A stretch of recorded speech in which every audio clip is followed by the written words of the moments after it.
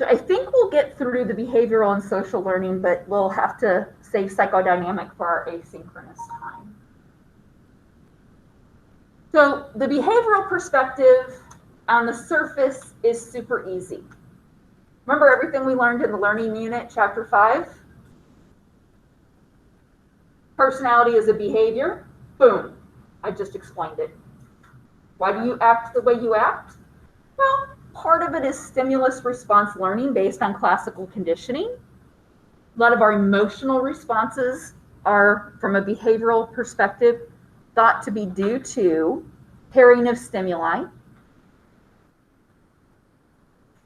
Big piece of the behavioral perspective, why do you act the way you act right now in this moment?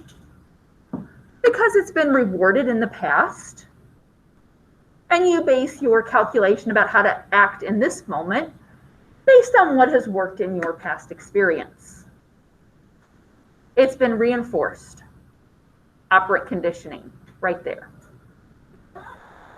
And as a part of both classical and operant conditioning, we know that you can learn vicariously through seeing others, through observational learning. So on a basic level, the behavioral perspective doesn't treat personality any different from any other behavior. It's a pattern of behavior based on a pattern of past experiences. Now, there are some modern updated variations we haven't talked about yet. So we want to talk about Rotter, and hopefully we'll get to Mitchell. So Rotter kind of builds on the idea that Bandura had, which is that how you think about the world is going to influence your behavior. It's not strictly mindless, unconscious responding, but it's actually conscious cognitive choices that people make. So Rotter's fundamental concept is this idea of locus of control. He said that is the key to your personality, to understanding you. Where do you think control in your life comes from? What determines your life outcomes? Do you have an internal locus of control where you believe that you have free will and personal choice, and the choices that you make determine your future, and that you are the master of your destiny? Are you in control? If you say yes, you have an external locus of control, or an internal locus of control, sorry. If you say, well, most of what happens is happenstance, pure luck. Sometimes you just draw the short straw, sometimes you get lucky. Not really so much about what I do as what the world is doing. My control is external. I'm not really the one in charge and the master of my destiny. I just go where the wind takes me and do whatever it does, because it doesn't matter what I do. The world decides it. Fate decides it. Luck decides it. That's an external locus of control. So what Rotter said was we form these locuses of control based on our past life experiences, and they contribute to our ability to predict the future.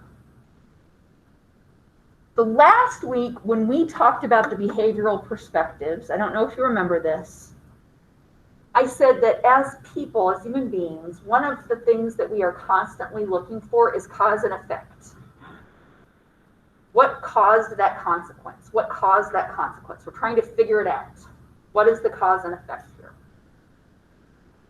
Rotter says that fuels our expectations about the future. So not only are we constantly looking to the past for cause and effect, but we're using that to predict the most likely outcome in the future. If you do this here in this moment, what do you predict the outcome will be? If you took notes today, you probably took notes based on a past consequence that taking notes helped you do better on a test, which helped you get a higher grade. So that now you have this expectation that there is something you as a student can do to influence the future. That if you take notes, your performance will be better, and that influences your decision to take notes here in this moment. Make sense?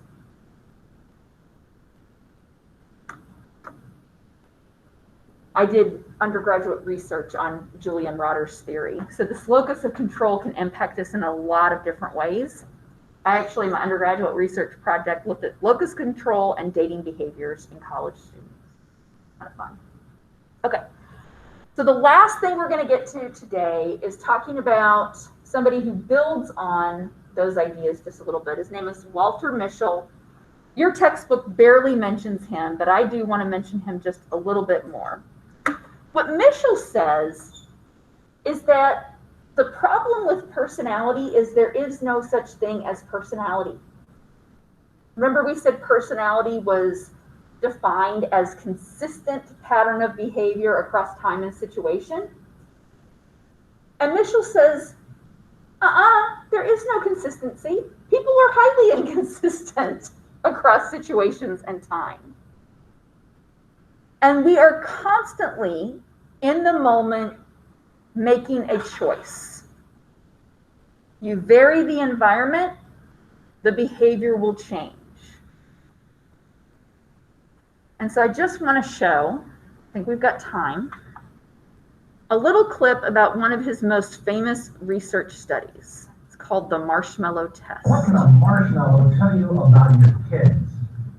You might be surprised. Psychologists at Stanford found that kids who could hold off eating one of these did better in school and in life. Sorry.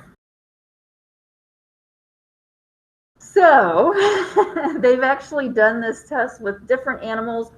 They've done it with teenagers and cell phones instead of marshmallows, by the way. So one of the things that they found was that how the child acted in that short moment was predictive of future outcomes. But one of the other things that they did was they looked at how they could vary that situation and change the behavior, and how that would then have ripple effects across other situations. So I don't know if you noticed on the table, there was a toy. It was like a musical instrument. It was a little staff with 3 jingly bells on the end of it. Now in that particular example, he didn't give her any ideas for how to distract herself. He didn't give her any outs. The only distractions that, she had was the room. It was sitting there, but she didn't happen to pick it up. In other conditions, they would give them, hey, you can use this. You can play with this while you wait if you want. And then they would leave. And what they found was that just this tiny variation in environment would change the decision-making of that child in that moment. And so that really, to Mischel's mind, shows the power of the environment and the situation to drive and explain people's behavior. So our final one here is actually Bandura. I'm going to bring this all back to Bandura. And so Bandura says that what tends to influence our behavior in the moment is something called self-efficacy. This is different from self-concept. Self-efficacy is my belief in this moment about how effectively I can reach this goal. So if I believe, it changes my calculation. So let's go back to those math facts. If you tackled the 2 times tables and you had reasonably quick success in mastering the times 2, then what will you think about your math capabilities and your ability to reach math goals in the next math scenario? What do you think your belief will be?